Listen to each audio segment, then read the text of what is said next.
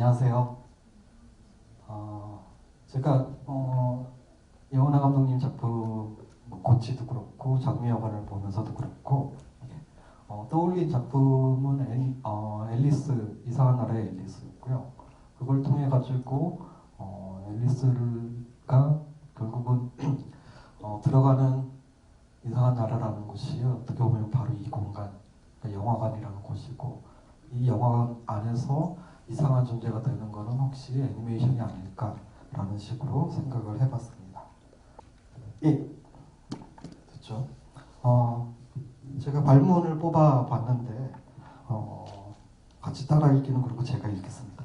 장미여관은 마치 탈선한 앨리스의 순환기와도 같은 일종의 잔혹동화이다.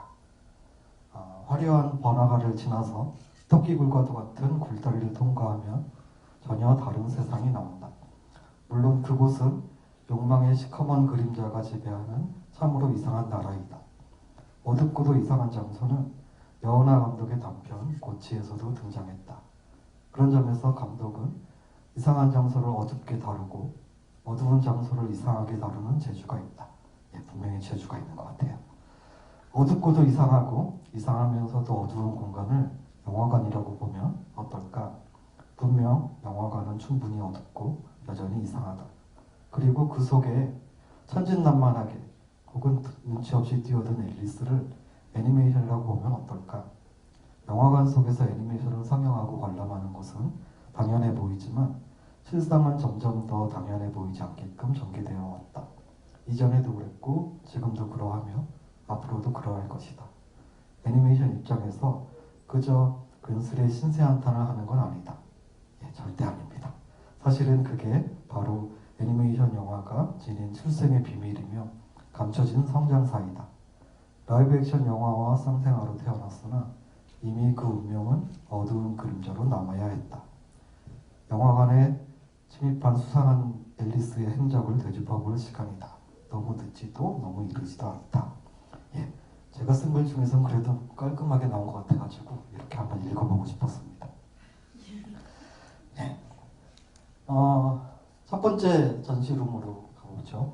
크게 흐름이 일종의 영화사 안에서 애니메이션의 역사일 수도 있겠지만 굳이 그렇게 안 잡으셔도 될 것 같아요. 그냥 흘러가는 대로 따라가 보죠. 흘러가 보죠. 첫 번째 방은 1900년대부터 1920년대입니다. 그러니까 우리가 닥터 후에 나오는 타디스를 타고 갑자기 시간 여행을 하는데 뜬금없이 1910년대 뉴욕에 있는 영화관 앞에 도착을 했다고 생각을 해보죠. 거기에는 두 개의 토끼굴이 있을 겁니다. 토끼굴은 바로 두 개의 상영관이죠. 멀티플렉스처럼 입구가 두 개에 있습니다. 한 곳에서는 애니메이티드 픽처스라는 것을 튼다고 하고 한 곳에서는 애니메이티드 카툰이라는 것을 튼다고 합니다. 어느 곳에 들어가실 겁니까? 둘 다 애니메이션인가요? 일단 들어가 보죠. 애니메이티드 픽처스에 가보고 싶으신 분, 거기서는 어떤 영화를 상영을 할까요? 그리고 그 옆에 있는 애니메이티드 카툰, 거기를 상영하는 상영관에 들어가시면 무엇이 나올까요? 짠. 애니메이티드 픽처스에 들어가시면 모션 픽처를 보시게 됩니다. 말 그대로 라이브 액션 영화를 보시게 되는 거죠. 애니메이티드 카툰 방에 들어가시면, 상영관에 들어가시면 우리가 흔히 생각하는 애니메이션 혹은 만화 영화를 보게 되실 겁니다. 이 두 개가 비슷한데 왜 차이가 나나요? 애니메이티드 카툰이라고 하면은 대충 눈치는 채실 거예요. 카툰, 만화에서 출발을 했다라고 하는데 르네상스 시대에 가면은 라파엘이 열심히 카툰을 그리고 있습니다. 르네상스 시대의 대가인 라파엘도 돈이 궁해서 알바로 만화를 그렸나? 그 당시에 카툰은 까르토네라는 어원에서 왔는데요. 까르토네는 카드 혹은 종이라는 뜻입니다. 르네상스 시대의 대가들은 그냥 깨작깨작 캔버스에 그림을 그리지 않았죠. 스케일이 커다란 천장화나 벽화를 그렸을 겁니다. 대부분 그런 식으로 작업을 했죠. 그래서 처음부터 벽에다가 천장에다가 페인트질을 하면은 안 되죠. 미리 충분하게 그 사이즈만큼 스케치를 하고 수정을 하고 그리고 나서 오케이가 되면은 그때부터 작업을 했을 겁니다. 그렇게 스케치를 한 것, 종이 위에다가 스케치를 한 것, 말 그대로 드로잉 혹은 사전 작업, 그것을 일컫는 게 카툰이었어요.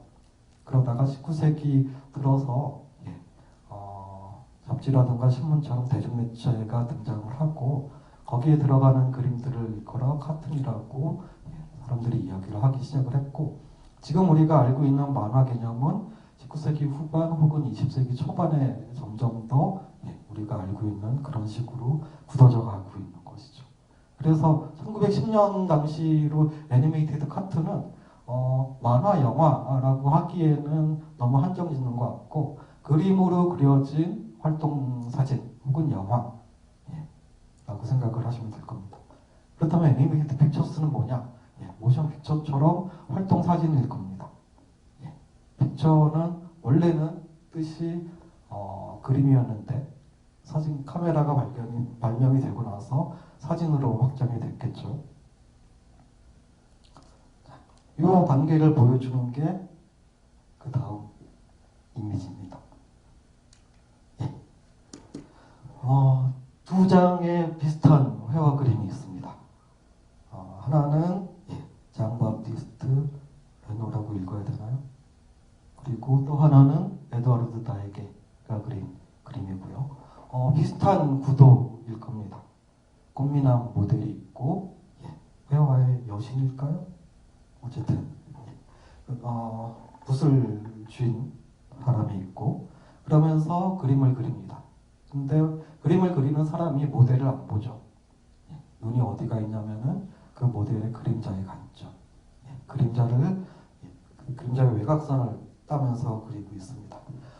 이 그림을 그리는 여시인의 이름은 무엇일까요? 굳이 이름을 붙이자면 여신이라고 친다면, 혹은 두 작품이 제목이 비슷합니다. The Origin of Painting, 회화의 기원. 또 하나는 The Invention of Painting, 회화의 발명. 작품 만들어진 연도는 1785년 그리고 1832년, 약 50년 차이가 있죠. 도대체 50년 사이에 무슨 일이 있길래 회화라는 게 기원이 바뀌고 혹은 새로운 기원이 나오고 발명이 되었을까? 다 아실 겁니다. 저 여신의 이름을 우리가 포토라고 지을 수 있을 겁니다. 포토제니라고 하면 더 예쁠까요? 아까 얘기를 했던 1785년부터 1832년 사이는 카메라라는 것이 여기저기서 실험이 되고 연구가 되고 그리고 다양한 방법으로 시도가 됐던 시기라고 할 수가 있고요. 이거는 뭐 사진의 역사책 같은 데 보면은 니입스가 처음으로 찍은 사진이라고 합니다. 촬영 시간은 대략 8시간. 그러니까 아침에 밥 먹고 일어나서 양치하고 마음가짐을 바로 한 다음에 세팅을 해놓겠죠. 그리고 나서 동네 한 바퀴 돌고 커피 마시고 점심 먹고 또 동네 한 바퀴 돌고 저녁 먹기 전에 촬영이 끝나죠. 촬영이라고 하기보다는 빛에 노출을 시키는 거죠. 그 8시간 사이에 친구가 왔다가 건드렸다. 혹은 가족이 방을 청소를 하다가 건드렸다. 온갖 쌍욕을 다 먹고 내일 다시 촬영에 들어가는데 내일 하필 비가 오면 그 다음 날로 연기가 되고 그럴 겁니다. 어쨌든 이런 식으로 그림이 바뀌었어요. 포토그래피라고 하죠. 포토그래피는 빛이 그린 그림입니다. 그렇죠? 그 이전에도 비슷한 장치가 있었습니다. 카메라 옵스큐라, 어두운 방이라는 뜻이었죠. 처음에는 저렇게 커다란 상자 안에 들어가서 사람들이 외부에서 들어오는 빛을, 그 빛이 벽에다가 위아래 좌우가 바뀐 상을 투사를 했을 거고, 그림 그리는 사람은 그 외곽선만 땄으면 됐을 겁니다. 그리고 나서 좀 작은 스케일로 휴대용으로 간편화가 됐죠. 그때도 마찬가지로 빛이 외부의 피사체를 반사를 시켜서 그 빛이 렌즈를 통과해서 들어오면은 쿠션을 줘서 반사를 시키죠. 예. 그러면은 그림을 그리는 사람은 밑에다 종이를 대고 이렇게 따라 그리면 되는 거죠. 빛이 만들어낸 영상을 따라 그린다. 예. 바로 이 작업이죠. 그래서 1780년대부터 1800년, 1830년 사이에 회화라는 것이 이제는 카메라 오브스큐라처럼 빛이 만들어낸 형상을 갖다가 그대로 따라 그리는 것, 그리고 더 나아가서 여기처럼 사람들의 손을 빌리지 않고 완성을 하는 것. 예. 그렇게 되면은 자연스럽게 이제껏 열심히 노력하면서 외부의 대상을 사실대로 그리는 그런 수고는 안 해도 되는 시기가 됐죠. 네. 그런 식으로 픽처라는 개념이 혹은 그림이라는 개념이 확장이 되었습니다. 자, 여기서 용어 정리를 좀 하고 넘어가야 될 것 같아요. 애니메이티드 픽처스 우리가 방금 얘기를 했죠. 활동 사진입니다. 애니메이티드 카툰, 움직이는 그림이죠. 그리고 나면은 애니메이티드 필름과 애니메이션이라는 또 다른 얘기들이 나오게 됩니다. 아주 간단하게 얘기를 하자면은 애니메이션은 제일 큰 개념이라고 생각을 하시면 돼요. 원래는 움직이지 않은 이미지를 갖다가 어떠한 방법 혹은 장치를 통해서 혹은 마법사의 마법을 통해서 움직이게끔 하는 것. 근데 이거는 과거에도 있었고 앞으로도 새로운 기술을 통해 가지고 만들어질 겁니다.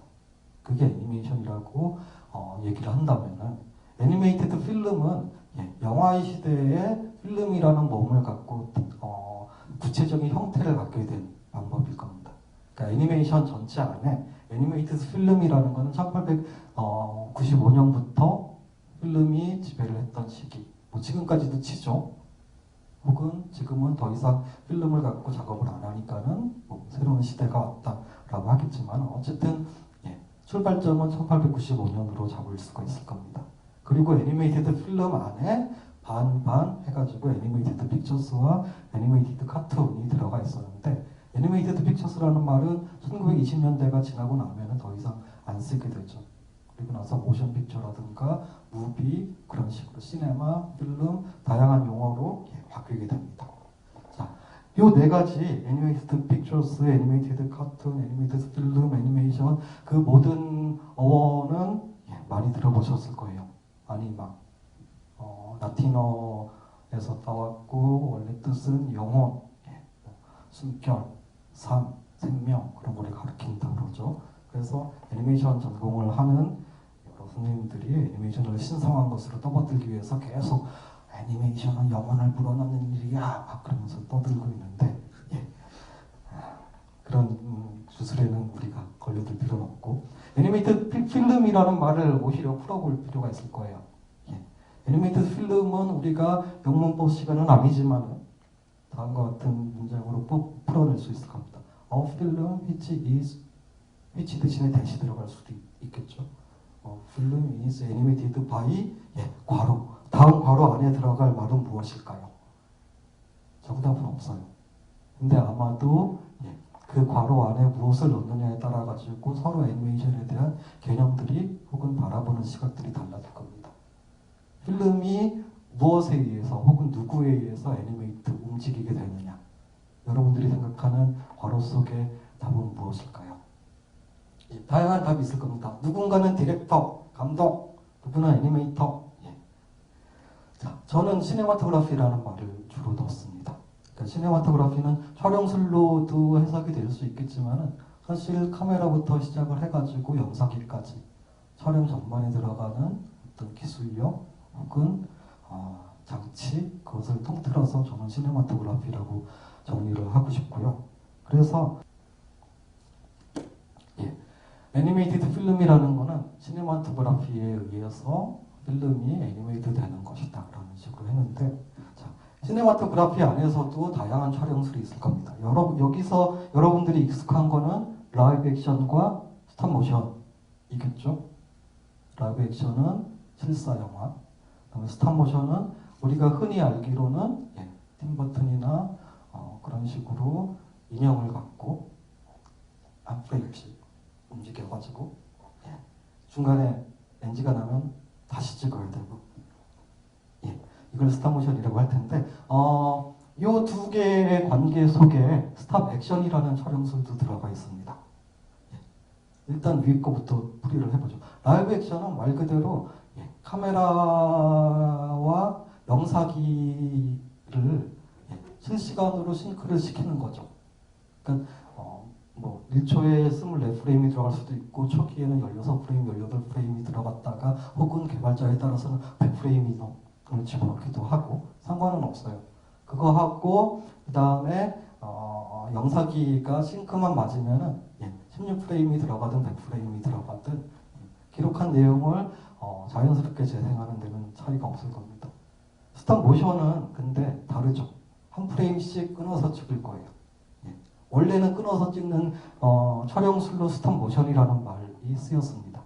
그런데 그게 이제 미국으로 넘어가고 미국에서 주로 스페셜 이펙트 촬영으로 할 때 끊어찍게 할 때 커다랗게 뭐 킹콩을 갖다가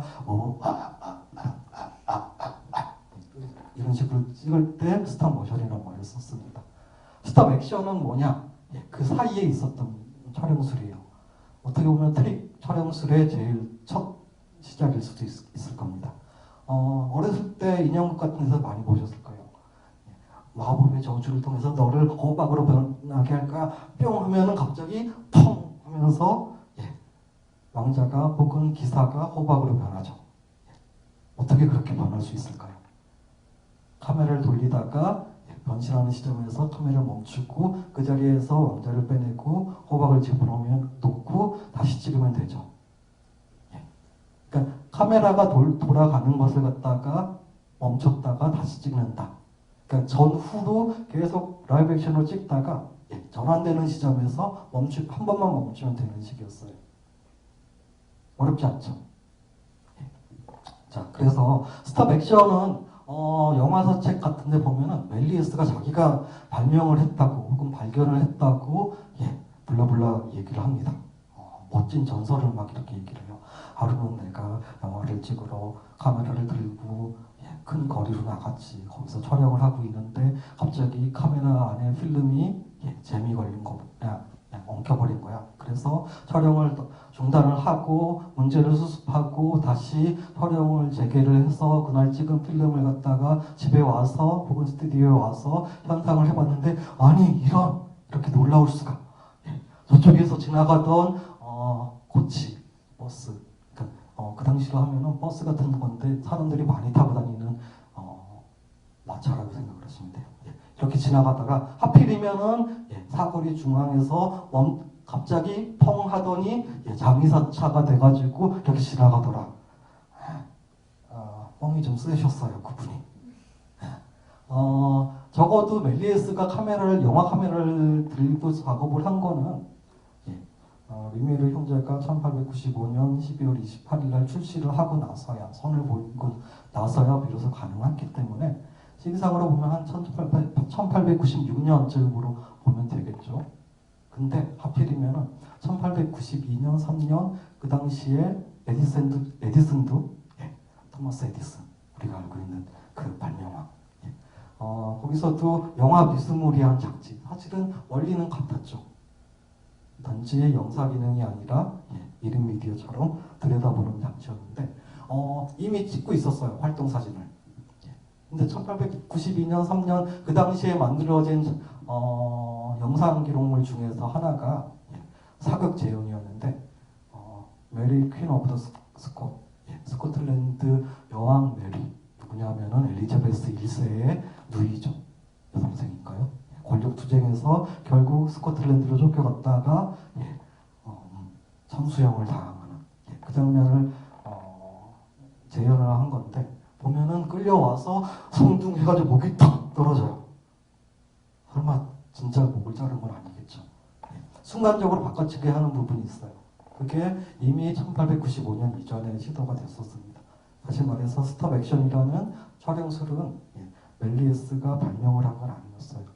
물론 에디슨의 작업을 모르는 상태에서 멜리에스도 우연히 찾아낼 수도 있었겠지만은 나중에 소송을 걸릴 수도 있겠죠. 예. 둘 다 예, 돌아가셨으니까 상관없겠지만 어쨌든 자, 애니메이션은 그래서 라이브 액션과 스톱 액션 그리고 스톱 모션 다양한 촬영술에서 스톱 액션을 거쳐서 스톱 모션 그러니까 우리가 지금 알고 있는 모델을 써가지고 인형을 만들어서 하는 것도 스톱 모션이겠지만 처음에 스톱 모션은 프레임 바이 프레임 촬영이었어요. 예. 그래서 애니메이션은 예, 특수 촬영술에서부터 시작을 했다라고 이해를 하시면 될 겁니다. 여러분들의 이해를 돕기 위해서 설명을 한 내용인데 점점 더 헷갈려지고 있죠. 정리를 해보면은 애니메이티드 픽처스, 애니메이티드 카툰, 애니메이티드 필름, 애니메이션, 아니마, 라이브 액션, 스톱 액션, 스톱 모션. 예, 어쨌든 그래서 우리가 1910년에 불시착을 했는데 거기서 적응을 하면서 1920년까지 20년대까지 살아보죠. 그랬을 때 라이프라는 잡지에 실린 하나의 사파예요. 예, 보시면은 제목이 The Art of the Motion Picture, 예, 영화의 예술이라는 거죠. 그래서 보면 처음 시작하는 이미지가 예, 잘 차려입은 신사숙녀가 데이트를 합니다. 데이트를 하러 들어가죠. 장미여관인가? 아닙니다. 예, 멋진 오페라 극장 같은 데죠. 예. 그 오페라 극장 같은 데 들어가서 딱 앉아봤더니 짜잔, 예, 커튼이 열리고 나오는 게 영화인데 영화 중에서도 펠릭스가 나오네요. 예. 우리가 아까 얘기했던 모션 픽처는 애니메이티드 픽처스 해가지고 라이브 액션 아닌가요? 예. 27년이 되면 모션 픽처는 영화라는 말로 예, 커버가 돼요. 그러니까 영화 하면 모션 픽처라는 말로 대응이 되는데 그 안에서도 갑 중에 갑 혹은 짱 중에 짱은 펠릭스가 아닐까라는 식으로 물론 그럴 수도 있고 아닐 수도 있겠지만은 일종의 이거는 풍자일 수도 있을 거예요. 사람들이 근사하게 차려입고 화려한 영화관에 가서 고작 본다는 게 펠릭스냐? 라는 뜻일 수도 있고 혹은 영화의 꽃 중에 꽃, 예, 영화를 예술로 본다면은 애니메이션이 아닐까? 둘 중에 하나겠죠. 근데 어쨌든 그 당시의 위상이었어요. 그러니까 애니메이션은 기꺼이 영화관 안에서 예, 사람들이 그것도 어른들이 진지한 어른들이 그 진지한 어른들 중에서는 말타 베냐민도 들어가 있고 테오도르 아도르도 들어가 있고 파노프스키도 들어가 있고 에이젠슈타인도 들어가 있고 많이 들어가 있어요. 심지어 예, 말타 베냐민하고 아도르는 배틀을 붙죠. 그러면서 베냐민이 나는 미키마우스가 좋아. 미키마우스를 통해 가지고 세상에 대한 변혁을 꿈꿀 수 있어 라고 하는데 아도르노가 그건 허상일 뿐이야. 사람들은 거기에 빠져서 예, 현실을 사실은 도피를 하고 다시 영화관을 나와서 힘든 현실로 들어가지. 그러면서도 수줍게 근데 난 미키마우스보다는 베티북이 더 좋아 라고 얘기를 하기도 합니다. 어쨌든 개인의 취향일 뿐이고요. 그 다음 장으로 넘어가 보죠. 시대를 그 전으로 약간 늘려볼게요. 1900년대 후반부터 1910년대 말까지. 애니메이션은 어떻게 밀실 속에 갇혔나 혹은 기꺼이 제 발로 숨어들었나 그 얘기입니다. 영화 역사를 연구를 하는 사람들이 1970년대 초반까지만 해도 영화라는 것은 하나의 진화론적인 발전을 향해서 갔었어 라고 얘기를 합니다. 그러니까 그 중간에 단절이라기보다는 일종의 헐리우드 고전 스타일로 스스로 발전을 해나가는 시기였어 라고 하는데 1970년대 중후반부터 사람들이 꼼꼼하게 연구를 하기를 시작을 했습니다. 그래서 아카이브도 뒤지고 초기의 영화들을 꼼꼼하게 보다 보니까는 아니 이런 영화의 역사에서도 단절의 시기가 있었네 혹은 대전환의 시기가 있었네 라고 얘기를 하게 됩니다. 연구자에 따라서 이름 붙이기 나름인데 누군가는 프리미티브 모드 오브 리프레젠테이션 그 누군가는 노엘 모치라는 사람인데 예. 재현의 원시적 재현 모드 그 다음에 그 이후의 영화를 예. 제도적 재현 모드 이렇게 얘기를 하기도 하고 톰 버닝 같은 좀 더 예. 권력이 있는 학자 같은 경우는 초기의 영화를 시네마 오브 어트랙션스 그러니까 매혹의 영화로 요즘 많이 번역돼서 소개가 되는데 그런 식으로 얘기를 했다가 1906년에서 1907년 사이에 영화가 예, 내러티브 영화를 향해서 바뀌었다. 시네마 오브 어트랙션스 혹은 초기 10년의 영화들은 대개는 하나의 세트 안에서 하나의 테이크로 하나의 사건을 딱 보여주는 식으로 짧게 끝나요. 그러니까 컷이라든가 신 변화가 없거나 아니면 있어도 최소화시키고 그 다음에 카메라를 정면으로 보면서 이렇게 손을 흔들기도 하고 그래서 마치 아주 짧은 연극을 보는 식으로 그리고 관객들한테도 초기 10년은 그저 이미지가 그것도 사진적인 이미지가 살아서 생생하게 움직인다 그것만으로도 아마 어필을 했을 겁니다. 어트랙션이라는 게 사람의 눈길을 끄는 거죠. 그러다가 10년이면 이제 사람들이 영화는 더 이상 신기한 게 되지가 않죠. 볼 사람은 많이 봤을 거예요. 물론 대도시 위주겠지만. 그리고 나서 요구가 뭐냐면 이야기를 좀 더 길게 뽑자. 뽑아달라. 좀 연극이나 아니면 오페라처럼 충분하게 우리가 영화관에서 한 편의 드라마를 즐기고 싶다. 그런 식의 요구들이 일어나면서 컷도 들어가고 그 다음에 편집 그리고 신발신 그런 식으로 얘기가 이 장소에서 저 장소로 옮겨가기도 하고 시간이 현재에서 과거로 혹은 현재에서 미래로 미래에서 다시 현재로 왔다 갔다 하기도 하고 그런 식으로 상당히 플롯적으로 복잡해지기 시작을 하죠. 그래서 영화는 길어지기 시작을 합니다. 초기에는 40초 길어야 2분 그 정도였는데 점점 길어져요. 물론 1906년, 7년부터 10년 사이 혹은 10년대만 하더라도 도대체 영화에서 적절한 길이가 얼마냐라고 이렇게도 시도를 해보고 저렇게도 시도를 해보죠. 누군가는 15분을 찍기도 하고 누군가는 3시간 반을 찍기도 하고 3시간 반이면은 공문하기 딱 좋은데 공문용으로 쓰기도 하고 그렇습니다.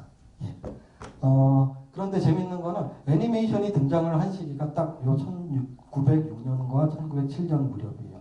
이때 애니메이션이 발명이 된 건 아니었습니다. 이미 애니메이션은 여기저기서 시도가 됐을 거예요. 되기도 했고. 그래서 누가 먼저 준비 땅에서 애니메이션을 발명을 했느냐라고 하는 거는 사실 여전히 콕 집어 얘기하기가 힘들 겁니다. 물론 영화의 기준으로 보면은 상업적인 스크리닝, 상영이 필요하다라는 기준에 부합을 해야 되겠지만 애니메이션은 약간 특수성이 있는 것 같아요. 그거를 찍었고 그래서 움직임을 만들어냈다. 그것만으로도 대단하죠. 신기하기도 하고. 근데 그거를 돈 받고 상영하기까지는 제도 안에서 혹은 상영관을 운영하는 입장에서 기꺼이 페이를 지불을 해야 되는데 거기까지는 좀 더 기록을 찾아봐야 될 것 같은데 예전까지만 해도 1908년에 만들어진 에밀 골의 판타스마고리아가 최초의 애니메이션이다라고 얘기가 된 적이 있었어요. 그러다가 자료를 찾다 보니까는 아니야 1906년에 미국에서 제임스 스튜어트 블랙튼이 만든 Funny Faces of Humorous Faces, Funny Faces 뭐 그런 식의 작품이 있는 것 같아. 아니야 찾다 보니까는 더 거슬러 올라가서 1899년에도 성냥개비로 만든 작품들도 있네 라는 식으로 사실 발명의 문제이기도 하지만 역사적으로 보면 재발견의 시간이기도 하지만은 어쨌든 시기적으로 1906년부터 7년 사이에 애니메이션이라는 게 많이 만들어지고 적극적으로 소비가 되는 시점이에요. 그래서 왜 하필이면은 그 시기였을까? 이미 그 이전에도 여기저기서 시도를 하는 흔적이 있는데 곰곰이 생각을 해보면은 아마도 더 이상 라이브 액션 중심의 실사 영화가 사람들한테 흥미로운 볼거리로서의 기능을 멈춘 이상 그 빈 여백을 그러니까 재미난 볼거리로서의 흥미거리로서의 영상을 제공을 하는 게 애니메이션이 떠오르는 게 아닐까라고 생각을 해볼 수 있을 겁니다. 말하자면 이런 거죠. 트리 하면은 할로윈 때 사탕 주지 않으면은 우리가 골려 먹을 거야 그런 건데 애니메이션 일종의 트릭 앤 트리치였어요.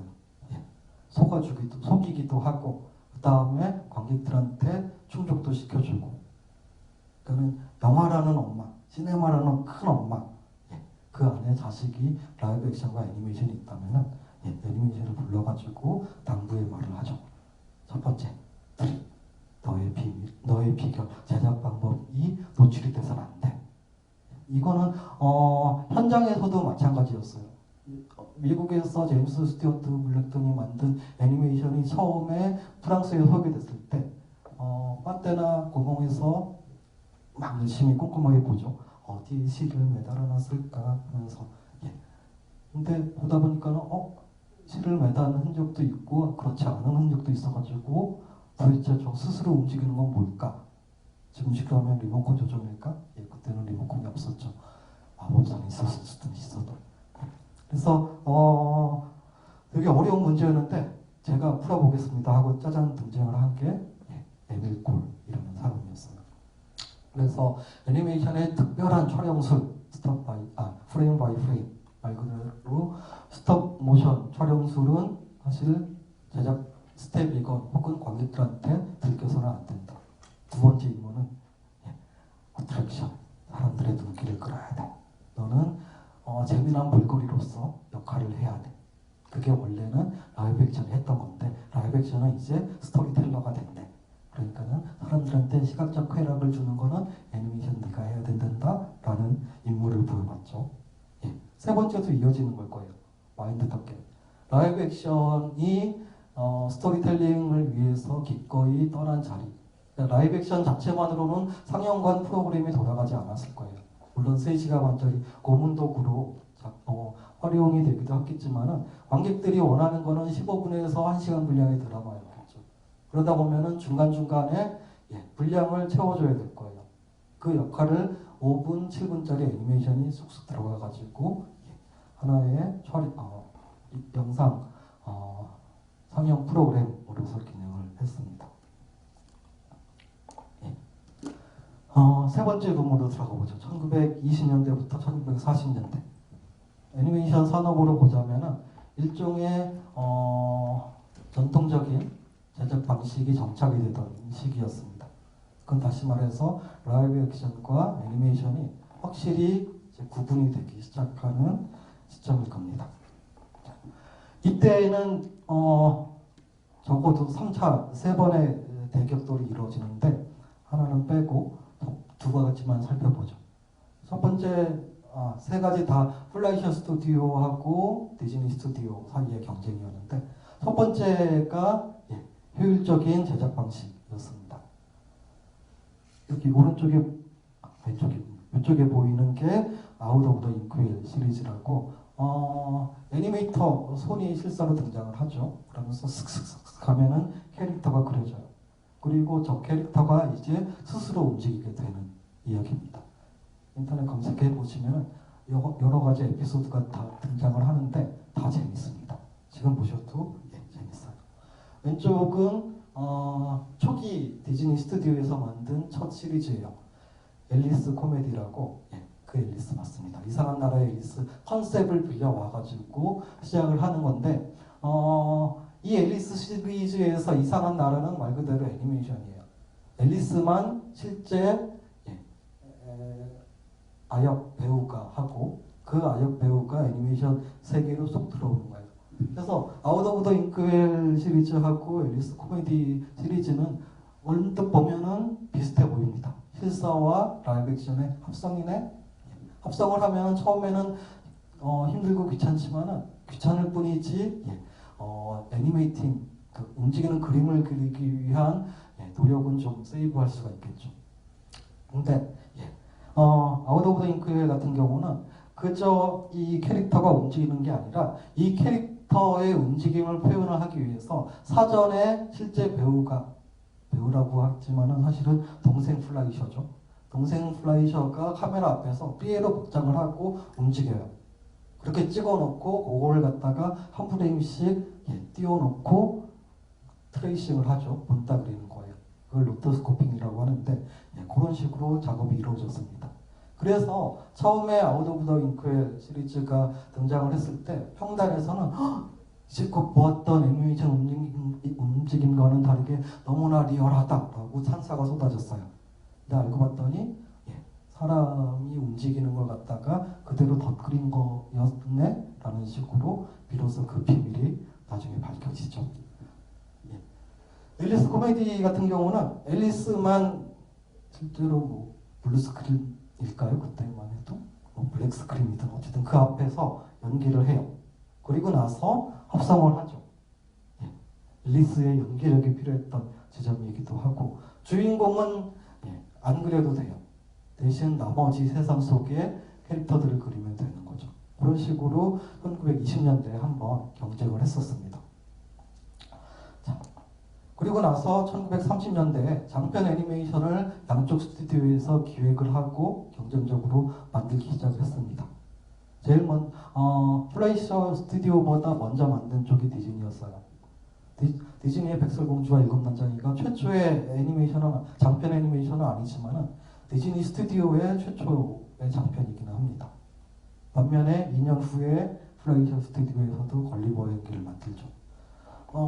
보면은 저 걸리버가 우리 취향에는 좀 안 맞죠. 예. 그리고 실제로 걸리버의 액팅, 연기도 로토스코핑에서 따왔습니다. 그러니까 움직임은 부드러워요. 반면에 백설공주와 일곱 난장이 같은 경우는 난장이 캐릭터는 카툰스럽죠. 반면에 백설공주와 그다음에 계모, 그다음에 왕자님은 사실적으로 그리고 두 작품 다 사실주의 혹은 더 나아가서 라이브 액션이 담아내는 사실성보다 더 사실적으로 그려내겠다라는 야심이 있었습니다. 자, 그러다 보면은 디즈니 쪽에서 특히 얘기했던 건데 로토스코핑은 반칙이야 라는 식으로 해석들이 됐어요. 우리는 플라이셔 스튜디오처럼 배우가 액팅을 하고 그걸 갖다 그대로 본따가지고 하는 거는 뭐 흥미가 없어. 거기에는 애니메이션만의 어떤 특징적인 움직임을 갖다가 끌어낼 수 없잖아. 그러려면 그냥 라이브 액션을 찍지 라는 식으로 얘기를 했었습니다. 근데 알고 봤더니 자기네도 했어요. 처음엔 쉬쉬거렸다가 좀 탄로가 나니까는 우린 저거는 그냥 레퍼런스 삼아서 찍어본 거야 라는 식으로 넘어가죠. 근데 사실은 두고두고 많이 활용을 했던 방법 중에 하나입니다. 로토스코핑은 애니메이션에서 반칙이야 라는 거 하는 거는 지금도 마찬가지예요. 누군가 작품을 로토스코핑으로 한다 하면은 주변에서 그러죠. 날로 먹네? 날로 먹는 건 회죠. 근데 어쨌든 로토스코핑을 한다는 거, 그러니까 굳이 라이브 액션으로 찍어도 될 걸 갖다가 그걸 다시 한번 본따 그리는 거는 뭐하러 그렇게 하느냐라는 그런 식으로 부정적인 의견이 있고, 사실은 장편에서 그렇게 활용을 하면서 일부러 나는 로토스코핑의 영역을 뛰어넘을 거야 하면서 내부의 의식세계를 갑자기 표현을 하기도 하고 로토스코핑으로 만든 영상이 갑자기 수상적으로 변하기도 하죠. 로토스코핑에 대한 얘기는 나중에 좀 더 기회가 되면 다른 기회에서 하고요. 1950년대, 60년대로 넘어가 보죠. 그러니까 20년대부터 40년대는 주로 미국에서는 디즈니와 그 다음에 디즈니 이상으로 테크니션인 플라이셔 스튜디오가 라이브 액션과 애니메이션 사이에 장벽을 좀 굳건하게 쌓고 애니메이션 스스로가 하나의 영화가 되는 혹은 고유 양식이 되는 형식이 되는 시기라고 얘기를 할 수가 있습니다. 그러면서 점점 사실은 라이브 액션에서 멀어지기 시작을 하는 거죠. 그러다가 1950년대, 60년대가 돌아가면은 60년대에 들어가면은 애니메이션이 다시 리얼리즘 혹은 사실주의를 추구를 했던 것에서 뒤로 돌아갑니다. 평면으로 돌아가는 거죠. 디즈니에서는 적어도 2편의 애니메이션을 만들었습니다. 아까 봤던 앨리스 코미디 시리즈, 그리고 1951년에 만든 앨리스 인 원더랜드, 이상한 나라의 앨리스. 우리가 지금 생각해도 이상한 나라의 앨리스 하면 머릿속에 딱 떠오르는 이미지죠. 자, 그랬을 때 두 작품은 상당히 다른 스타일처럼 보여요. 그렇지만 이 사이에다가 우리가 백설공주를 넣으면 차라리 이 두 앨리스가 백설공주보다 서로 닮아 있다라는 생각이 들 수도 있습니다. 왜냐하면 백설공주는 움직임도 그렇고 공간의 깊이감이라든가 등등등이 사실주의 혹은 그 사실을 갖다가 사실적인 걸 더 뛰어넘는 사실주의를 추구하고자 했어요. 근데 1950년대에 만들어진 이 앨리스 같은 경우는 다시 평면으로 돌아갔고 화려한 색감, 사실적인 색감, 사실적인 움직임 대신에 좀 더 명쾌한 색상, 플랫한 이미지, 그리고 좀 절제된 움직임, 그 안에서 좀 더 애니메이션적인 즐거움, 그것을 추구하고자 했죠. 그래서 평면성으로 보자면은 1910년, 20년대에 만들어진 앨리스 코미디 시리즈하고도 오히려 더 맞닿아 있다고 얘기를 할 수가 있습니다. 2차 대전 직후에 일어났던 운동이에요. 말하자면 모던 카툰 애니메이션 스타일이라고. 원래는 디즈니 스타일의 반기를 들었던 집단에서 추구를 했던 겁니다. 출발점은 1930년대에 디즈니가 장편 작업을 하면서 애니메이터들을 쥐어짜기 시작을 했죠. 열악한 노동 환경에서 악착같이 결과물을 뽑아내려고 하다 보니까는 반발심이 들어서 노조가 결정이 됐어요. 디즈니의 노조를 대하는 방식은 잘라버리는 거죠. 그러면서 빨갱이 이렇게 표시를 하는 건데, 그래서 거기서 잘린 그룹들이 UPA라는 그룹을 만듭니다. 애니메이션 스튜디오를 만들고, 자, 우리는 이제 철저히 디즈니식 애니메이션에서 벗어난 작품을 만들겠어. 디즈니가 말을 하는 저 사실주의라는 게 사실은 맹탕이야, 허구야. 허구를 갖다가 더 허구처럼 사람들한테 주술을 걸어버리지. 차라리 애니메이션은 평면이야. 평면성을 갖다가 더 강조를 해보자. 그러니까 반사실주의 혹은 반디즈니주의를 표방을 하면서 완전히 플랫하고 색깔도 제한적으로 쓰고 움직임도 최소화시키는, 하지만 미학적으로 보면 훨씬 더 아름다운 시도를 합니다.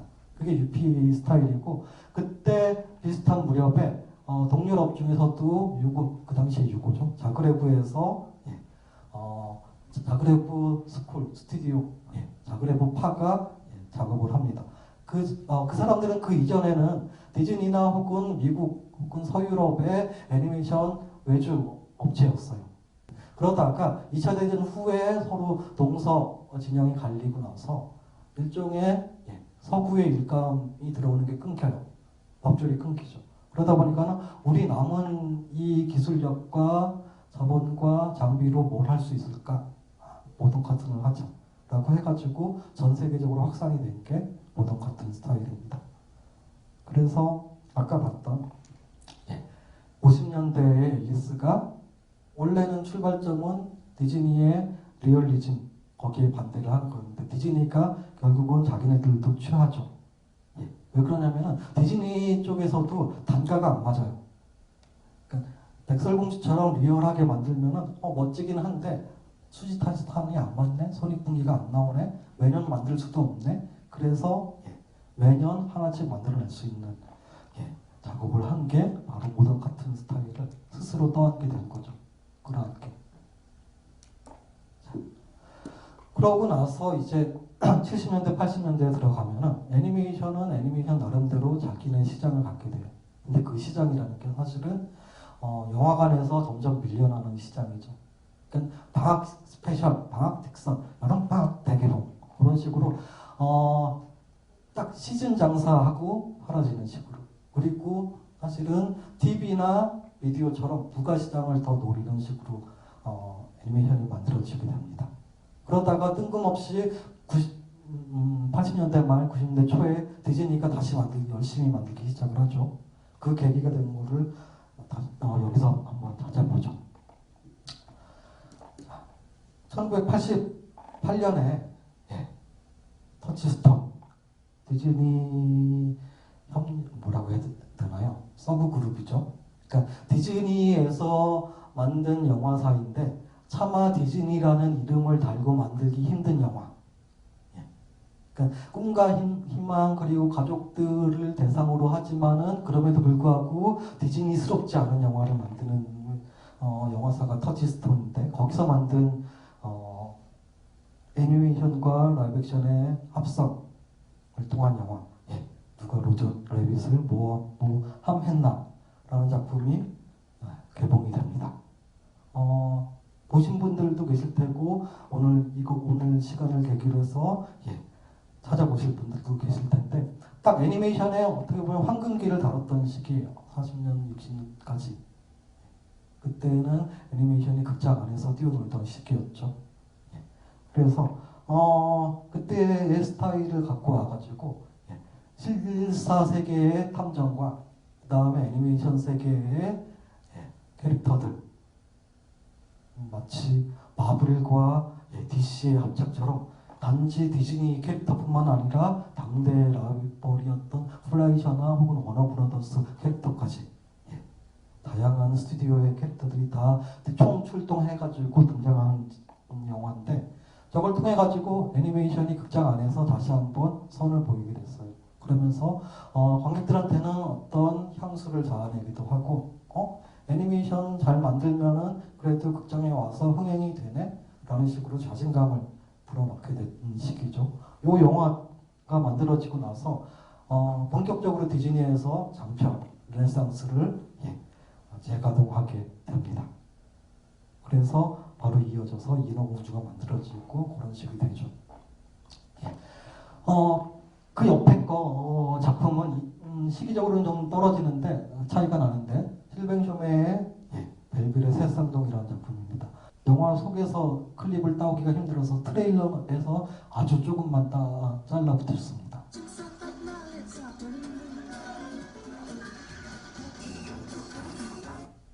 아주 짧죠. 어떤 장면이냐면은 주인공에 해당하는 저 사이클 선수가 어느 순간에 납치가 돼가지고 실종이 되죠. 그래서 할머니랑 그다음에 조력자인 새쌍둥이 아줌마들이 할머니들이 찾아 나서요. 해서 가봤더니 범죄 집단에 납치가 돼가지고 이른바 불법 사설 경유를 하고 있죠. 그래서 앞에서는 열심히 자전거 페달을 돌리고 그 사람들이 페달을 돌려가지고 앞에 스크린에서 영상이 움직이죠. 그러면서 라이브 액션과 같은 이미지가 펼쳐집니다. 자, 이 영화도 정확하게 어떤 시대적 배경을 명시를 하진 않지만 애니메이션이 극장 안에서 황금기를 누렸던 그 시점하고 사실 겹치는 지점입니다. 자, 그렇게 보다 보면은 두 작품 사이에 공통적으로 주는 질문은 뭐냐면은 영화 라이브 액션의 세상과 애니메이션 세상이 어느 순간에 그 장벽이 허물어지고 양쪽이 왔다 갔다 하는 순간에 그게 범죄가 되거나 혹은 범죄의 기운이 됩니다. 최근 개봉작 중에서 명탐정 피카츄가 누가 로저 레빗을 모함했나 하고 유사하죠. 그래서 엔드게임을 포기를 하고 그걸 보러 갔었죠. 아이하고 신나게 포켓몬들을 보다가 끝나고 나서 아이가 날카롭게 얘기를 하더군요. 피카츄는 나오는데 명탐정은 언제 나오지? 글쎄요. 어쨌든 현실과 애니메이션 세계를 넘나드는 것, 그러니까 가로막혔던 장벽을 넘나드는 것, 그게 자유로운 해방구 탈출구가 아니라 사실은 위험한 것, 불순한 것, 뭔가 수상적인 것, 그런 식의 행동처럼 경계가 되죠. 혹은 그렇게 다루어지죠. 그렇다면 왜 넘나드는 게 그렇게 불순하고 불온할까? 아마 그거는 그동안 봉인되어 왔던 어떤 판도의 상자를 여는 게 아닐까. 혹은 열어가지고 그동안 극장에서 사라졌던 애니메이션을 발견하는 게 아닐까. 그래서 영화의 역사 혹은 애니메이션의 역사를 다시 한번 써야 되는 거 아닐까? 라는 식으로 사람들이 생각을 했던 것 같습니다.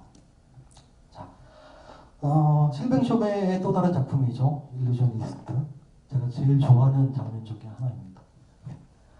극장 안에, 영화관 안에서 애니메이션을 튼다는 거는 어떻게 보면은 딱 요 장면 같아요.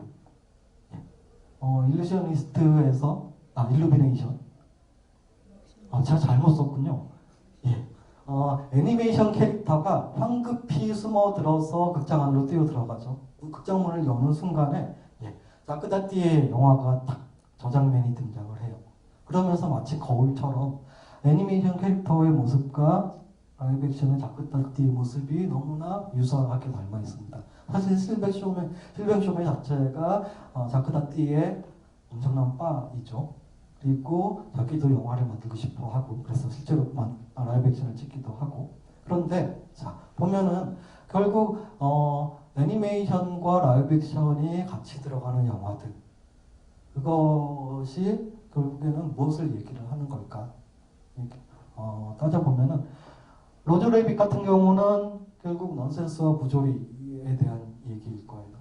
라이브 액션에서는 적어도 무성 영화 혹은 초기 유성 영화까지의 슬랩스틱 코미디, 그러다가 사라졌고 그러다가 나중에 병맛 코드로 드러나는 지점. 혹은 벨빌의 새쌍둥이 같은 경우는 영사기를 돌려야 되는 휴먼 모터. 그러니까 영화라는 게 스크린상에서 환상을 보여줘야 되지만 실제로 그 밑에서는 가려진 부분은, 숨겨진 부분은 실제로 그 현장에서 돌아가는 노동력이죠. 근데 그게 철저하게 지워졌어야 되는 건데 애니메이션은 그것을 다시 한번 드러내게 하는 작업일 수도 있고, 일루미네이션이라고 제가 잘못 표기를 한 일루셔니스트 같은 경우는 결국은 애니메이션 혹은 영화가 서로를 마주 보아야 할 거울 이미지가 아닐까라고 생각을 해봤습니다. 자, 1995년부터 지금까지 얘기를 다시 해보죠. 그렇다면 다시 극장에서 애니메이션을 본다는 건 무엇일까? 1895년 12월 28일 날 영화라는 게 정식 출생 신고를 하죠. 그리고 약 100년 후에 1995년 11월 22일, 그 사이에 영화라는 게 100년을 맞아서 바뀌게 됩니다. 그 이전에도 컴퓨터 그래픽으로 만든 영화가 있지 않았나요? 혹은 컴퓨터 그래픽으로 만든 애니메이션이 있지 않았나요? 예, 있었고 만들어졌었죠. 하지만 극장에서 돈을 받고 상영하는 상업용 장편 애니메이션은 토이스토리가 처음이죠. 예, 그리고 토이스토리를 통해서 비로소 더 이상 카메라 앞에 실질 혹은 물질적인 피사체가 더 이상 필요 없게 되죠.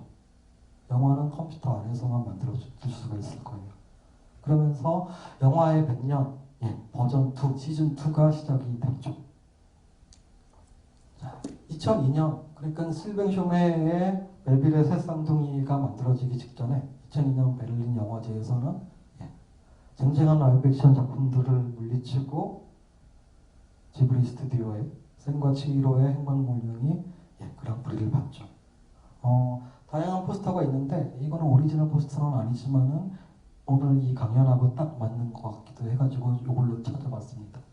장미여관하고도 이어지는 이미지일 거예요.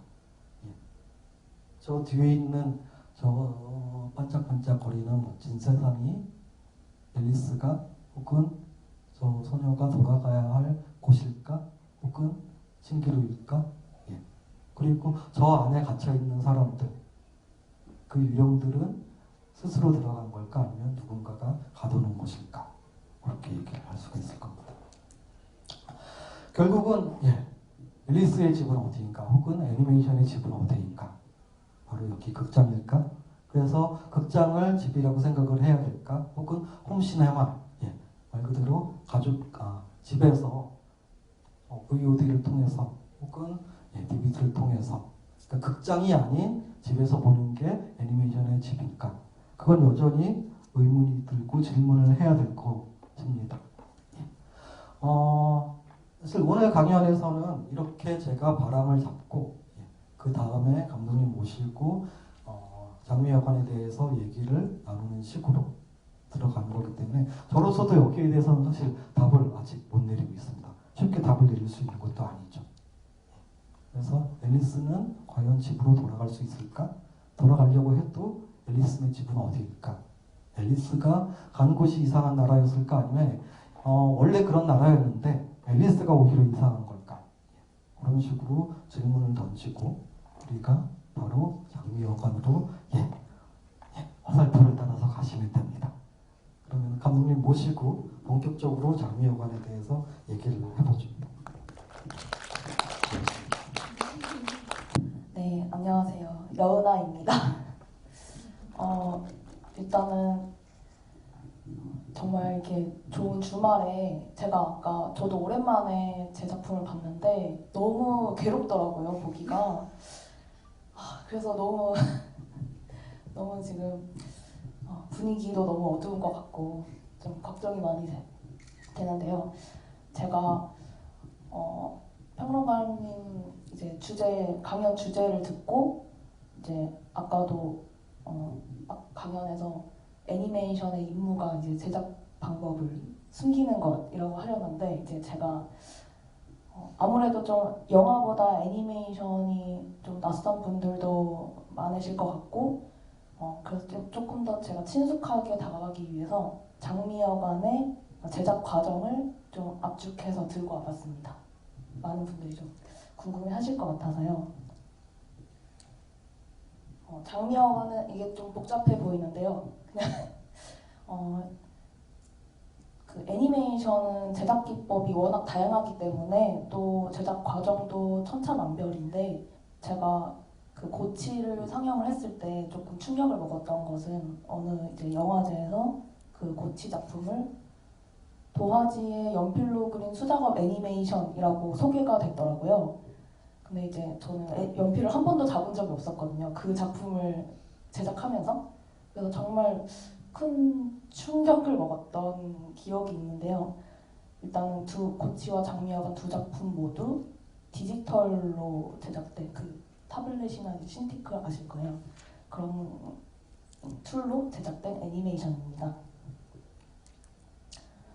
먼저 스토리 시나리오를 스킵하는 분도 계시겠지만 일단 두 작품 모두 시나리오 작업을 거쳤었고 작업 계기에 대해서도 많은 분들이 질문을 하고는 하시는데 저 같은 경우에는 좀 주변 환경에서 많이 영감을 받는 것 같아요. 그래서 장미여관 같은 경우에는 이게 2015년도에 그것이 알고 싶다에서 이제 한 소녀의 이야기를 다루었었는데 이 소녀의 이제 사연과 내용은 직접적 관련은 없고요. 이제 이 소녀의 이야기를 제가 보고 나서 좀 기억이 떠나지 않아서 인터넷 기사나 이런 거를 찾아봤는데 거기 이제 달리는 사람들이 이제 댓글을 달면서 싸우고 있는 그 모습을 보고 좀 저도 댓글을 달고 싶었는데 뭐라고 댓글을 달아야 될지 좀 망설여지더라고요. 그래서 그 고민을 하다가 이제 자연스럽게 장미여관 이야기를 좀 구상을 했던 것 같아요. 그래서 이 당시에 이제 저는 좀 하고 있던 일이 전국 그냥 각지를 떠돌면서 이벤트 회사에서 이제 축제 같은 데 가면 이제 캐리커처 해주고 뭐 그런 일을 하고 있어서 여관을 거의 1년 동안은 거의 떠돌면서 그 여관에서 잠을 자고 했던 것 같아요. 그래서 그 여관 중에서도 그 전생긴 궁전 모텔 이런 공간도 되게 매력적이었고 이 당시에 또 프로듀스 그 101이라는 그 프로그램도 방영이 되고 있었는데 그 시즌 1이었거든요. 그래서 거기서 좀 영감을 많이 받았고 이런저런 이제 주변 환경에서 좀 저는 좀 소재를 많이 따오는 편인데요. 일단 장미여관 이야기는 이제 중심이 되는 것은 저는 로즈라고 이 캐릭터가 실제로 모습은 등장하지 않지만 이 캐릭터가 이제 중심이 되어서 뭐 현실이 있고 이제 환상이 있고 뭐 그 사이에 이제 관계들을 그린 이야기로 보시면 될 것 같습니다. 이제 이야기가 이제 만들어지면은 밑그림을 이제 같이 그릴 사람들을 이제 만나야 하는데요. 물론 혼자서 작업하시는 분들도 많습니다. 이제 저는 이 네 분과 함께 밑그림을 그리기 시작했고 지금부터는 좀 장미여관에 제작되고 있는 한 작업실을 떠올려 주시면 될 것 같아요. 여기서는 뭐 캐릭터 디자인이 진행되고 있고 뭐 이런저런 이제 다들 이렇게 열심히 각자의 위치에서 다 작업을 하고 있는데요. 먼저 캐릭터 디자인부터 말씀을 드리면은 제가 스케치들이 굉장히 많은데 그 중에서 몇 가지를 가지고 와봤는데요. 먼저 캐릭터 디자인 하시는 분과 제가 좀 원하는 그림체가 있어서 좀 조율하는 단계를 많이 거친 다음에 이렇게 왼쪽에 보시면은 조금 선이 좀 더 쓰여진 그림체가 있는데 이게 이제 이런 디자인이 나오면은 그 다음으로 단순화하는 과정을 거쳐서 오른쪽에 있는 최종 디자인이 완성이 됩니다. 그 저예산 애니를 제작하려면은 항상 어느 부분에 힘을 줘야 되고 어느 부분은 좀 포기해야 되는 게 있고 항상 거기서 선택을 해야만 했던 것 같아요. 근데 장미여관 같은 경우에는 분위기가 저는 관객들을 그 분위기 속에 끌어당겨오는 게 제일 첫 번째라고 생각을 해서 좀 캐릭터 작화에 조금 제한을 두기로 결정을 했어요. 배경의 퀄리티를 높이고. 그래서 사실 이 선 하나하나 긋는 게 사실 돈이 들어갔기 때문에 정말 그 로즈 캐릭터의 뭐 속눈썹을 3개로 할 것인지 4개로 할 것인지 이것도 막 회의를 통해서 결정을 했던 것 같아요. 그래서 뭐 너무 투박해지는 부분들은 좀 합성해서 이제 드레스에 효과를 주는 방법으로 좀 해결을 했습니다.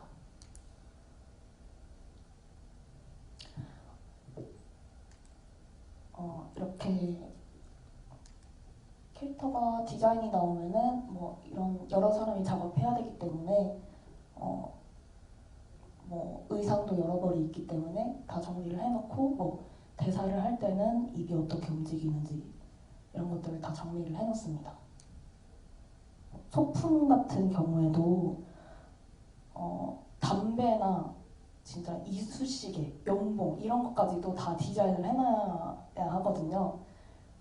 정말 사람마다 다 생각하고 있는 그 소품마다 생각하고 있는 디자인이 다르기 때문에 정말 이 작업도 정말 시간이 오래 걸렸던 작업입니다. 그러는 와중에 한쪽에서는 배경 디자인이 진행되고 있는데요.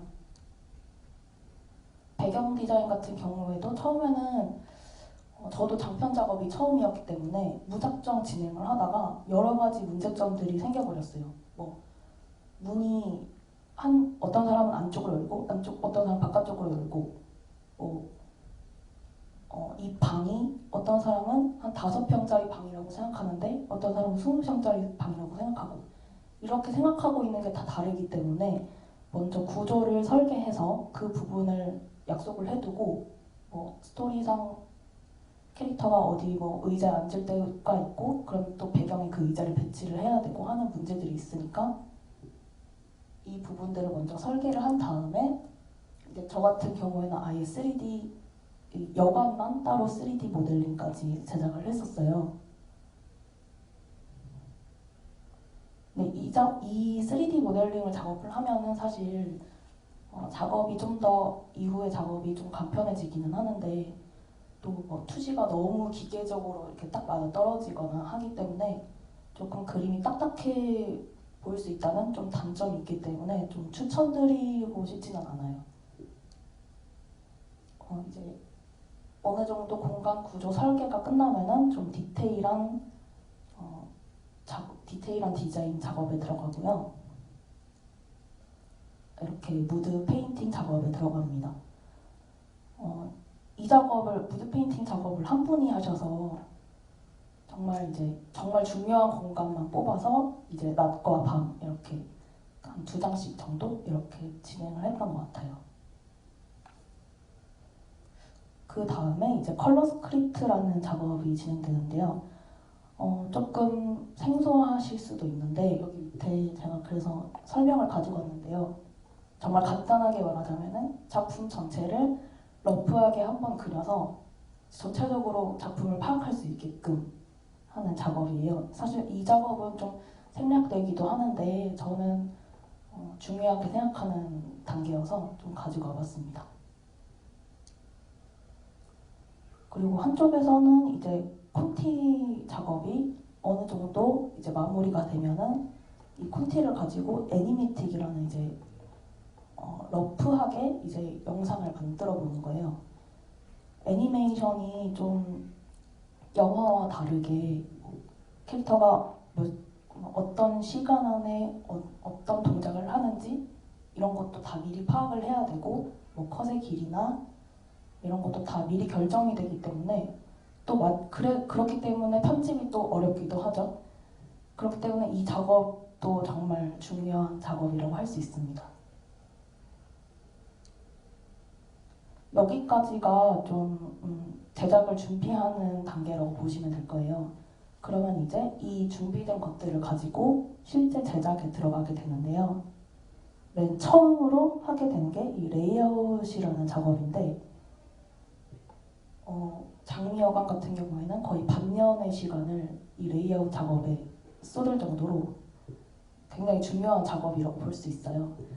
이것도 좀 생소하신 분들도 있을 수 있는데 좀 간단하게 설명드리면은 애니메이션을 집을 한 채 짓는다고 비유를 하자면은 이 레이아웃이라는 게 좀 구체적인 설계도라고 생각을 하시면 될 거예요. 모든 작업자들이 앞으로 이 레이아웃을 보고 작업을 하게 될 거기 때문에 이 하나 예시를 가지고 와봤는데요.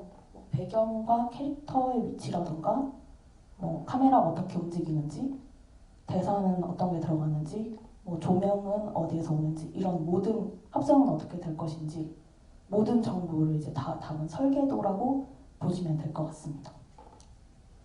그래서 이렇게 레이아웃이 완성이 됩니다.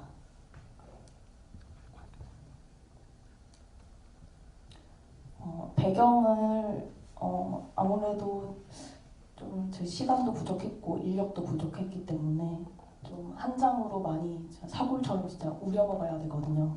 그래서 최대한 이제 눈치를 채셨을 수도 있는데 이제 이렇게 미리 레이아웃 과정에서 배경 이제 겸용이 되는 배경을 먼저 체크를 해놓습니다. 캐릭터 이제 움직임 같은 경우에는 이렇게 직접 촬영을 하면서 참고를 하기도 했습니다.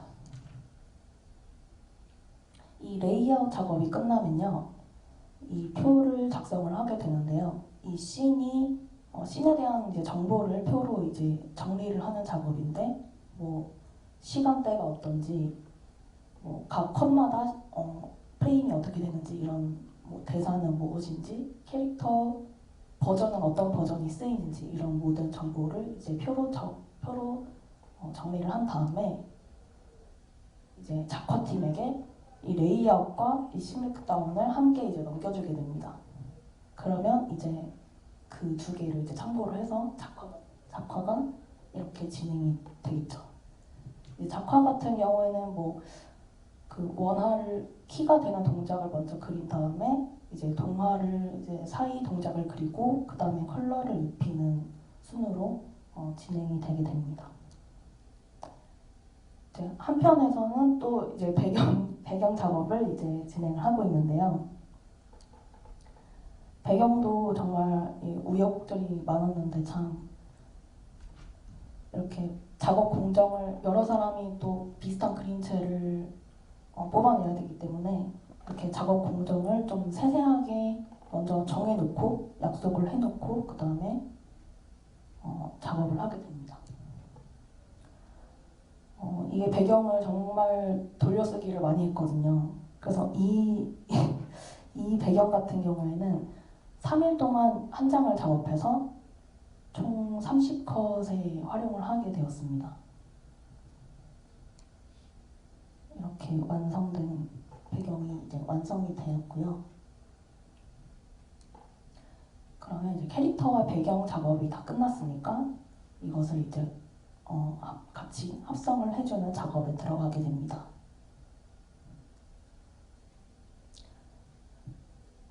캐릭터의 색깔을 이제 배경과 맞추고 이런 작업도 있겠지만 각종 이제 CG가 다 들어가게 되고 카메라의 움직임이나 조명이라든지 여러 가지 다 작업들이 합성해서 진행이 되는데요. 왼쪽 같은 경우에는 미나가 이제 장미여관에 처음 왔을 때 이제 주변을 둘러보는 장면인데 여기에서는 물 그림자를 좀 추가를 해서 좀 더 미나가 뭔가 두려움을 느끼는 그 감정을 더 극대화하기 위해서 이런 그림자를 사용하게 되었고요. 오른쪽 같은 경우에는 그 공포 만화 보시면은 이렇게 세로선 이렇게 막 그어져 있는 거를 많이 보셨을 거예요. 그래서 세로선을 좀 더 추가해서 좀 섬뜩하게 느껴질 수 있도록 추가를 했습니다.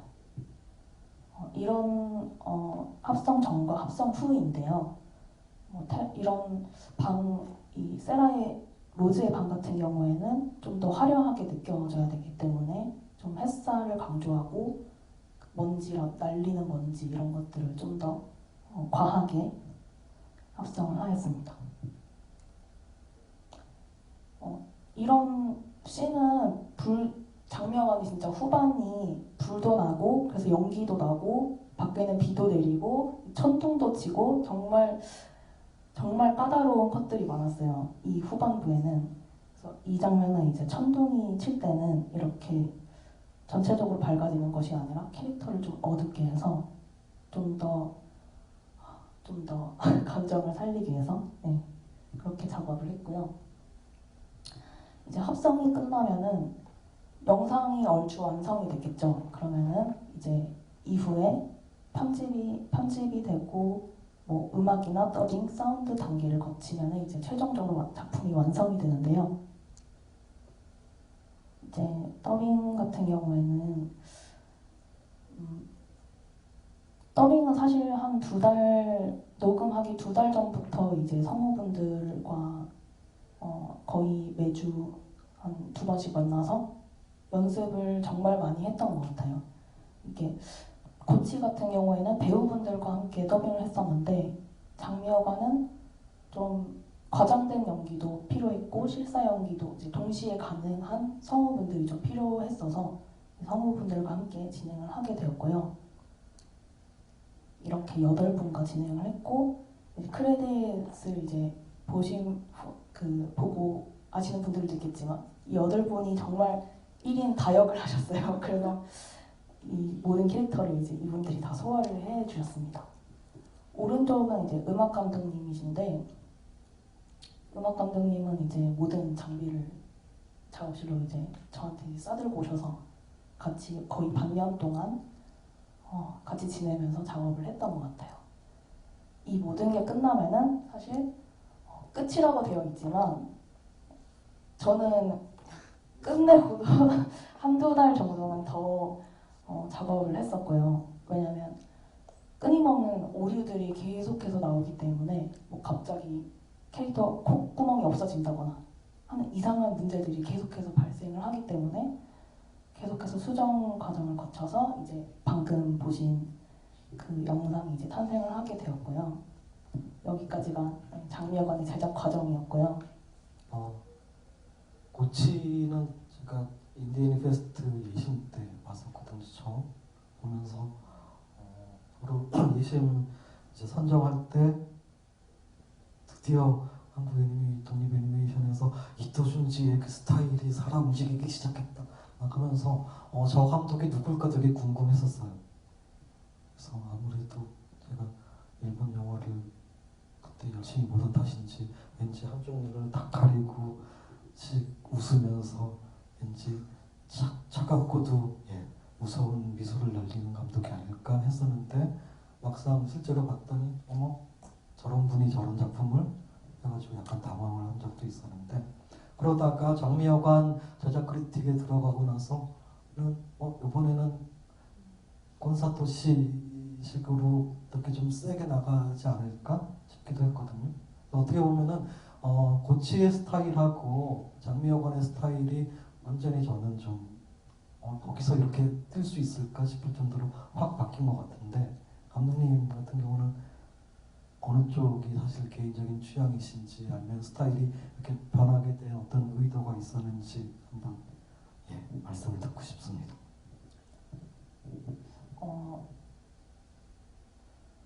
이거는 이제 작품 하시는 분마다 다르겠지만 저 같은 경우에는 뭔가 하고 싶은 이야기를 먼저 정해놓고 거기에 맞는 스타일을 찾아가기 때문에 그래서 먼저 이거를 뭔가 스타일을 바꿔야지 라고 생각을 했던 것은 아니었고요. 그때 이제 사실 그 캐릭터 디자인 하는 친구가 캐릭터 디자인 하신 분이 이제 저희 친구인데 그분이 배경에도 참여하셨고 쭉 이제 메인 스텝으로 쭉 함께 하셨는데 그분 그림에서도 많이 좀 영향을 받은 것 같아요. 제가 그것도 있고 고치 작품 이후에 컬러 작품을 하고 싶었어요. 사실 그게 조금 저의 숙제 같은 거였거든요. 숙제를 해나가는 과정을 이제 크리틱 참여하면서 봤을 때 제가 들어갔을 때는 이미 시나리오는 나온 상태였더라고요. 그러니까 영화 아카데미의 그 무시무시한 선생님들과 함께하는 시나리오를 통과를 하고 이제 그게 스토리보드로 넘어가고 이제 제작 단계로 들어갈 때쯤 제가 참여를 한 것 같은데 그러고 나서도 여러 번 바뀌기도 했죠. 네. 예. 뭐 날카로운 비평이나 혹은 이렇게 뼈때리는 글도 있지만 사실은 아주 단호하게 답을 생각할 때 1초도 안 걸렸던 게 제가 던진 질문이었어요. 음악으로 장미여관 밴드의 음악을 쓸 건가요? 했더니 단호하게 아닙니다 라고 해가지고 되게 뻘쭘했었는데 일종의 선견지명 혹은 예지력이 있으셨을 수도 있는 것 같아요. 그 밴드한테 의뢰를 했다가 중간에 밴드가 해산이 되고 뭐 그래서 있고 그런데 아마 음악에 대해서는 따로 이미 생각을 해놓은 뭐 스타일이라든가 장르가 있었나 보죠. 음악은 제가 그 사운드를 굉장히 신경을 많이 쓰는 편이어서 이미 영상 그 릴을 만들 때부터 사운드를 미리 다 넣어놓은 음악들이 있었어요. 그거는 이제 그냥 이후에 좀 그 사운드 감독님, 음악 감독님과의 좀 소통을 편하게 하기 위해서 그때 넣어둔 음악들은 대부분 이제 여러 그냥 제가 하던 뭐 게임에서 뭐 따오거나 리듬 게임 같은 데서 따오거나 그랬던 것 같아요. 아이돌 음악 뭐. 그래서 장미여관에 대한 질문을 했을 때 너무나 단호하게 냉소적으로 아닌데요. 약간 이런 식이어가지고 몹시 당황을 했었습니다. 예. 공간 얘기를 계속 해야 될 것 같은데 어떻게 보면은 감독님 작품에서 공간은 사실은 엄마와 딸의 관계를 보여주는 공간이기도 한 것 같아요. 그러니까 사실은 아까 부모 얘기를 했었는데 아버지는 고치에도 그렇고 여기도 장미여관도 그렇고 사실 없다시피 하는 거고 그랬을 때 엄마와 딸의 관계가 비평가들이 있는 척하는 용어로 뭐 이게 오디푸스 콤플렉스 관계냐 뭐 이런 식으로 얘기를 하는 것처럼 그런 식의 좀 더 이렇게 좀 그럴듯한 말로 포장을 하자면은 저게 자궁 안에서 엄마와 딸이 싸우는 거냐 약간 그런 식으로 볼 수도 있을 것 같은데 예. 감독님이 생각하는 그 공간 그리고 그 안에서 엄마와 딸의 관계 나는 이렇게 본다라고 딱 정리를 해주실 수 있나요? 사실 엄마와 딸로 설정을 하긴 했지만 아빠로 했었어도 괜찮았을 거라는 좀 생각도 들고 그냥 그 관계라는 게 아무리 싫어도 끊을 수 없는 관계 그런 게 있잖아요. 그래서 이제 여기 나오는 뭐 미나 두 명의 그 미나 같은 경우에도 거의 착한 아이 컴플렉스 그렇게 보일 정도로 너무나 이제 싫은 소리 못하는. 근데 또 그렇게 자라왔기 때문에 어디에서나 누구를 만날 때 그렇게 행동할 수밖에 없고 그래서 또 거부할 수 없고 그런 이제 관계가 어떻게 해결할 수 없는 이제 관계가 되어버린 거죠. 그래서 뭐 좀 벗어날 수 없는 관계? 보면은 그 아까 우리 질문도 그렇지만 한정된 공간이기는 한데 거기를 벗어났다고 해서 밖의 세상이 이렇게 네. 허용되는 것 같지도 않더라고요. 보면 맞나요? 네. 예, 그렇습니다. 뭐 이 작품이 등급 판정을 청소년 관람 불가로 네. 받으셨죠. 당황하셨나요? 아니요, 알고 있었습니다. 알고 있어요. 그 기왕 그럴 거면 더 세게 나갈 걸 하는 지점도 있었나요? 그럼? 이미 근데 이 주인공들이 청소년이고 군대 성매매라는 소재를 선택했을 때부터 좀 이미 생각을 하고 있었습니다. 미성년자 여기 안 계시죠? 예, 다행입니다. 사실은 제가 강연에서 뽑아봤는데 실제로 앨리스하고도 관련이 있을까요? 감독님의 작품 세계가? 장미 여관 같은 경우는 상당히 앨리스 같은 느낌을 받아가지고 저는 사실 오늘 그 강연을 듣고 처음으로 생각을 해봤거든요. 네. 근데 감독님이 저한테 영감을 주신 거지 제가 감독님한테 영향을 미치려고 하는 건 아닙니다. 아, 네. 예. 그런데 이제 그 장미여관 같은 경우에도 이제 번화가에서 뭐 여관으로 가는 그 굴다리라는 또 통로가 있고 그게 뭐 토끼굴일 수도 있고 확실히 좀 비슷한 지점들이 있는 것 같아요. 고치랑 이렇게 연관되는 장면 중에 하나가 깨진 거울로 바라보는데요. 약간 그것도 되게 제 크리틱 때는 그 장면을 놓쳤던 것 같은데 우리가 크리틱 과정 중에서 자 엔딩을 어떻게 끌고 갈 것이냐 갖고 오히려 패널들끼리도 막 왈가왈부하고 막 어떻게 하면 더 잔혹하게 다 죽여버릴까 막 그런 것도 있고 막 그랬었는데 실제로 최종 지점까지 이렇게 고민하셨던 거 몇 장면이 있었을 것 같아요. 그 말씀해 주시겠어요? 정말 중요한 지점은 아닌데요. 제가 누구나 그렇듯이 이제 작품이 이제 끝날 쯤에는 정말 하루하루가 너무 지옥 같거든요. 근데 그때 이제 정신이 혼미할 때 끝까지 붙잡고 있었던 이제 삭제된 씬인데 끝까지 놓지 못했던 씬이 있는데 그게 미나가 염산통을 가지고 오는 씬이었어요. 마지막에. 근데 그게 정말 지금 생각해보면 정말 필요가 없었는데 그게 없으니까 자꾸만 미나가 계획적으로 미리 그 염산이란 게 구하기 힘들잖아요. 계획적으로 어디 미리 사서 준비를 해놓은 것처럼 계속 느껴져가지고 그게 아직까지도 이제 그때 고집을 부렸던 것이 좀 생각이 나네요. 크리틱 때도 그랬었던 것 같아요.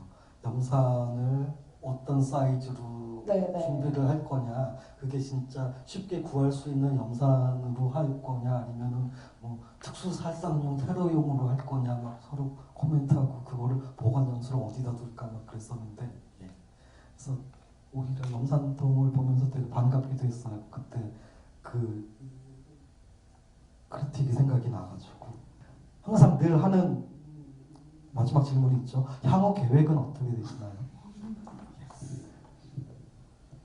우리가 그 홍보를 하기로 했는데 아직 확정이 된 건 아니지만 제가 웹 애니메이션을 준비하고 있어요. 정말 순수한 공포 애니메이션이고요. 심야 상영관이라는 애니인데 아마도 올 겨울에 유튜브를 통해서 아마 보실 수 있을 것 같습니다. 예, 그렇습니다. 개방박두. 올해 겨울은 더 추워진다. 여기까지 오늘 그러면은 저의 강연